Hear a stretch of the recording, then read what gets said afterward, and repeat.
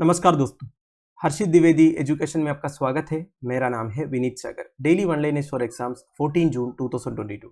आज के important one liners कौन कौन सा है चेक करते हैं। सबसे पहला omni card, payment solution provider omni card cash withdrawal facility launch किया है from any ATM through their e wallet. Omni card के बारे में आपने शायद सुना होगा। सबसे पहले मैं आपको इनका ऑफिशियल वेबसाइट दिखा दे रहा हूं, तो आपको समझ में आएगा ये ओमनी कार्ड क्या है। ये देखिए दोस्तों, ये ओमनी कार्ड का ऑफिशियल वेबसाइट है। ये एक टाइप का पेमेंट सॉल्यूशन प्रोवाइडर है।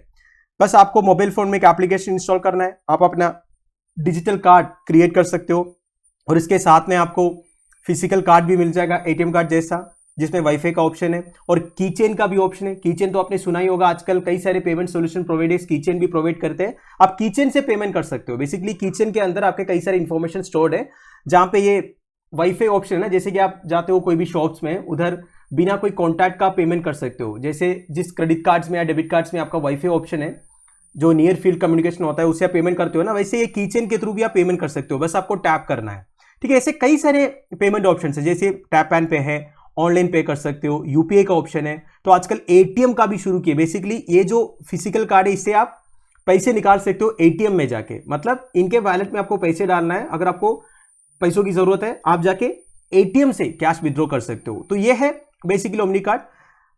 मेरा ऑब्जेक्टिव ये है कि आपको ये समझाऊं कि ये ओमनी कार्ड क्या चीज है। तो ये समझ लीजिएगा, एक टाइप का पेमेंट सॉल्यूशन प्रोवाइडर है।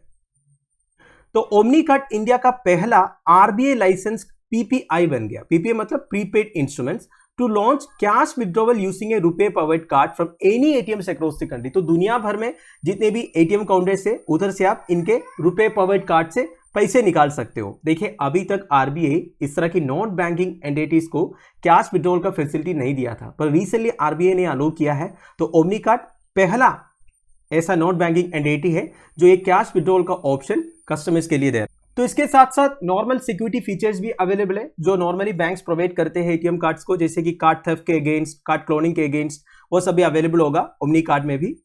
तो ओमनी कार्ड को डेवलप किया है नोएडा बेस्ड एनरू टेक्नोलॉजीज ने, ये भी ध्यान दीजिएगा। और बाकी जितने पेमेंट ऑप्शंस वगैरह अवेलेबल है वो मैंने आपको ऑफिशियल वेबसाइट में दिखा दिया। अगला है Scripps National Spelling Bee. United States of America में one of the prestigious competition है दोस्तों, Scripps National Spelling Bee. Spelling B competition के बारे में आपने शायद सुना होगा, आप यूट्यूब में सर्च कर सकते हो। इसमें बेसिकली क्या है ना दोस्तों, कॉन्टेस्टेंट से जजेस एक एक वर्ड का स्पेलिंग पूछते हैं। कॉन्टेस्टेंट्स चाहे तो उस वर्ड का डेफिनेशन जान सकते हैं, दूसरे प्रोनाउंसिएशन जान सकते हैं, इसके बाद वो स्पेलिंग बताना है, ठीक है। तो इस कंपटीशन में इंडियन अमेरिकन्स काफी प्राइजेस जीते हैं दोस्तों। तो इस बार US Scripps National Spelling B competition में विनर है इंडियन अमेरिकन हरिणी लोगन, ठीक है। तो पहली बार स्पेलिंग बी चैंपियनशिप में एक इंडियन ओरिजिन को प्राइज मिला था 1985 में। उस बच्चे का नाम था बालू नटराजन। इसके बाद 1988 में रागश्री रामचंद्रन भी जीता था, ठीक है। तो अब जाके हरिणी लोगन भी फर्स्ट प्राइज जीता है US Scripps National Spelling B competition में। ये 14 साल की है। तो इस साल की कॉम्पिटिशन में ए टोटल ऑफ 234 पार्टिसिपेंट्स थे across the United States of America and around the globe.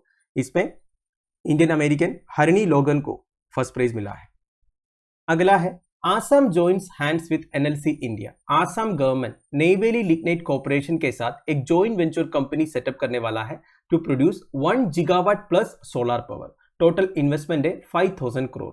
Neyveli lignite corporation एक नवरत्ना एंटरप्राइज है दोस्तों। क्या है नवरत्ना एंटरप्राइज? इंडियन कंपनीज को उनके एनुअल टर्नओवर, प्रॉफिट, परफॉर्मेंस, ये सब के बेसिस में अलग अलग कैटेगरीज में क्लासीफाई किया हुआ है, जैसे कि Maharatna category, Navratna category, mini Ratna 1 and mini Ratna 2 category. एक एक क्या है ब्रीफली मैं आपको बता देता हूं। महारत्ना कंपनीज बनने के लिए कुछ क्राइटेरियाज फुलफिल करना पड़ेगा, जैसे कि कंपनी का एनुअल टर्नओवर लास्ट 3 ईयर्स में 25,000 करोड़ से ज्यादा होनी चाहिए। कंपनी का average annual net worth last 3 years में 15,000 करोड़ से ज्यादा होनी चाहिए। कंपनी का लास्ट 3 ईयर्स में जो एनुअल नेट प्रॉफिट है आफ्टर टैक्स डिडक्शन 5,000 करोड़ से ज्यादा होनी चाहिए। और company should have a significant global presence और इंटरनेशनल ऑपरेशंस। बेसिकली एक वर्ल्ड फेमस कंपनी होनी चाहिए, इंटरनेशनल मार्केट में इनका सिग्निफिकेंट प्रेजेंस होनी चाहिए। तो ये सब महारत्ना कैटेगरी के लिए क्राइटेरियाज है। फिर आता है दोस्तों नवरत्ना। उससे पहले कुछ महारत्ना कंपनीज का नाम मैं बता देता हूं इंडिया में। Bharat Heavy Electricals Limited, Coal India Limited, GAIL India Limited, Indian Oil Corporation, NTPC, ONGC, Steel Authority of India, Bharat Petroleum Corporation. ये तो रिसेंटली नवरत्न से महारत्न बन गया था। नवरत्न मतलब दोस्तों इसमें भी कई सारे क्राइटेरियाज है, वो सब मैं इधर बता नहीं रहा हूं। एक मेजर क्राइटेरिया बता देता हूं, एनुअल टर्नओवर 20,000 करोड़ से ज्यादा होनी चाहिए लास्ट 3 ईयर्स में। मतलब देखिए महारत्न का जस्ट अगला कैटेगरी है नवरत्न। ये जो नेवेली लिग्नाइट कॉर्पोरेशन है ये नवरत्न कंपनी है।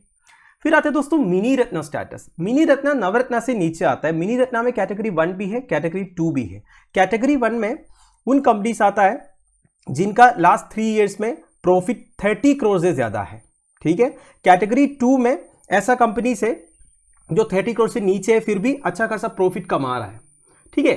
तो ज्यादा डीप में नहीं जा रहा हूं, उतना टाइम नहीं है हमारे पास, बस इतना ही समझ लीजिए इंडियन कंपनीज को महारत्न, नवरत्न, मिनी रत्न 1 एंड मिनी रत्न 2 करके कैटेगरीज किया हुआ है।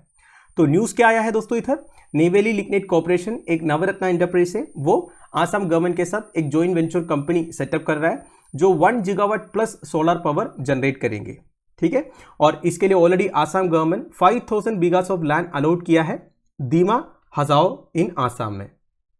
अगला है assistant minister for the republic. देखिए आप सबको पता होगा ऑस्ट्रेलिया का प्राइम मिनिस्टर चेंज हुआ है। प्रेजेंट प्राइम मिनिस्टर है Anthony Albanese. Anthony Albanese prime minister बनने के बाद ऑस्ट्रेलिया में कई सारे रिफॉर्म्स हो रहे हैं दोस्तों। उसमें से एक है ऑस्ट्रेलिया में assistant minister for the republic appoint हुआ है in a move towards ending the leadership of Queen Elizabeth II। सबसे पहले आपको यह समझना है दुनिया में ऐसे कई सारे कंट्रीज है जिनके मोनार्कियल हेड अभी भी queen Elizabeth II the queen of Britain है। क्योंकि देखिए ये सब अर्स्टवेल ब्रिटिश कॉलोनीज थे, जैसे इंडिया भी ब्रिटिश कॉलोनी था, पर इंडिया 1950 में रिपब्लिक बन गया। इंडिया का कोई कनेक्शन नहीं है अभी ब्रिटेन से। उससे पहले इंडिया का भी जो मोनार्कियल हेड क्वीन थी जैसे कि इंग्लैंड का है, ठीक है। तो ऑस्ट्रेलिया में अभी तक queen Elizabeth II monarchial head थी। तो अब ऑस्ट्रेलिया वो पोजीशन को हटाने वाला है, ठीक है। तो newly elected prime minister of Australia Anthony Albanese 51 year old Sydney member of parliament Matt Thistlethwaite को assistant minister for the republic करके अपॉइंट किया है। वैसे आपने रिसेंटली सुना होगा कई सारे कैरिबियन आइलैंड कंट्रीज भी ये काम किया है, मतलब अपना जो मोनार्कियल हेड वाला पोजीशन है जो क्वीन एलिजाबेथ II थी उसे हटा दिया है। आप मुझे कमेंट बॉक्स में बताइए लेटेस्ट ऐसा कौन सा कैरिबियन कंट्री था जिन्होंने ये काम किया।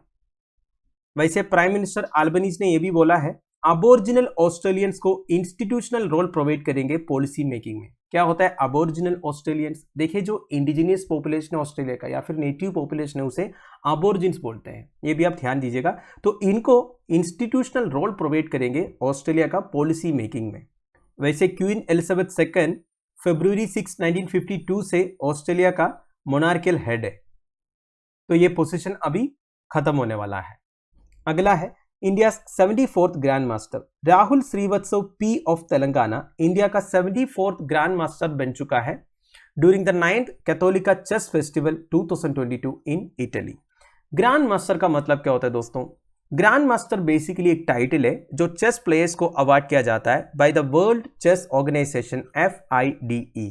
वर्ल्ड चैंपियन करके एक टाइटल है, उसके अलावा ग्रैंड मास्टर हाईएस्ट टाइटल है जो एक चेस प्लेयर अटेन कर सकता है। एक बार अचीव होने के बाद ये टाइटल लाइफ टाइम के लिए रहेगा, अगर कोई एक्सेप्शनल सर्कमस्टेंसेस में उसे रिवोक नहीं किया जाएगा तो। मतलब देखिए ऐसे ग्रैंड मास्टर टाइटल रिवोक नहीं किया जाता है किसी भी प्लेयर से, पर कोई चीटिंग करके पकड़ा गया या फिर ऐसा कोई कांड किया तब ये टाइटल रिवोक भी किया जा सकता है, नहीं तो ये टाइटल लाइफ टाइम के लिए रहेगा। वैसे ग्रैंड मास्टर बनने के लिए एक चेस प्लेयर को 2500 एलो पॉइंट्स बैरियर ब्रेक करने की जरूरत है। क्या होता है एलो पॉइंट्स? इसे एलो रेटिंग सिस्टम बोलते हैं दोस्तों। ये बेसिकली एक चेस प्लेयर का रिलेटिव स्ट्रेंथ मेजर करता है कंपेयर टू अदर प्लेयर्स। अब ज्यादा डीप जाने की जरूरत नहीं है, बस आप यही समझ लीजिए एलो पॉइंट्स या फिर Elo rating system chess game से रिलेटेड है। लास्ट जनवरी में भारत सुब्रमण्यम इंडिया का 73rd ग्रैंड मास्टर बन गया था। वैसे इंडिया का पहला ग्रैंड मास्टर कौन है? The legendary Viswanathan Anand. विश्वनाथन आनंद जी 1988 में ग्रैंड मास्टर बन गए थे। Final news, world blood donor day हर साल जून 14 को world blood donor day observe करता है to create awareness among people about the importance of donating blood and thanking donors for their services. देखिए blood donate करना कितनी ज़रूरी है, इसका इंपॉर्टेंस क्या है, और जो हमें ब्लड डोनेट करते हैं उनको थैंक्स बोलना कितनी ज़रूरी है उनके सर्विसेज के लिए, ये सब के बारे में अवेयरनेस फैलाने के लिए हर साल 14 जून को world blood donor day observe करता है। वैसे दोस्तों, ह्यूमन बॉडी में ब्लड की डेफिशिएंसी से अमीनिया होता है। अमीनिया से प्रेगनेंसी कॉम्प्लिकेशंस हो सकता है, हार्ट प्रॉब्लम्स हो सकता है, फैटिक एंड इवन डेथ भी हो सकता है वर्स्ट केस सिनारियो में। 2005 में World Health Organization, International Federation of Red Cross and Red Crescent Societies World blood donor Day पहली बार के लिए ऑब्जर्व किया था। तो सबसे पहली बार वर्ल्ड ब्लड डोनर डे कब ऑब्जर्व किया था? 2005 14 जून को। वैसे 14 June birth anniversary of Karl Landsteiner है दोस्तों, जिन्हें नोबेल प्राइज मिला था for the discovery of ABO blood group system. तो एबीओ ब्लड ग्रुप सिस्टम कौन डिस्कवर किया? कार्ल लैंडस्टेनर ने। इन्हीं का बर्थडे के दिन world blood donor day observe करता है। वैसे कार्ल लैंडस्टेनर को नोबेल प्राइज इन फिजियोलॉजी और मेडिसिन मिला था 1930 में। ठीक है, इस साल का थीम क्या है? Donating blood is an act of solidarity, join the effort and save lives. Theme is very important. Now इस साल का world blood donor day host करेंगे Mexico through its national blood centre. तो ये भी ध्यान दीजिएगा, इस साल का world blood donor day Mexico host कर रहा है। आपसे एक सवाल है दोस्तों, फिजियोलॉजी और मेडिसिन के अलावा नोबेल प्राइज कौन कौन से फील्ड्स में दिए जाते हैं? आप मुझे कमेंट बॉक्स में बता दीजिएगा। तो दोस्तों, that's end of it. I hope आपको वीडियो इन्फॉर्मेटिव लगा होगा। लेक्चर की पीडीएफ एज यूजुअल आपको टेलीग्राम चैनल में मिल जाएगा, जिसका लिंक नीचे प्रोवाइडेड है। Thank you for watching. Bye bye, have a nice day.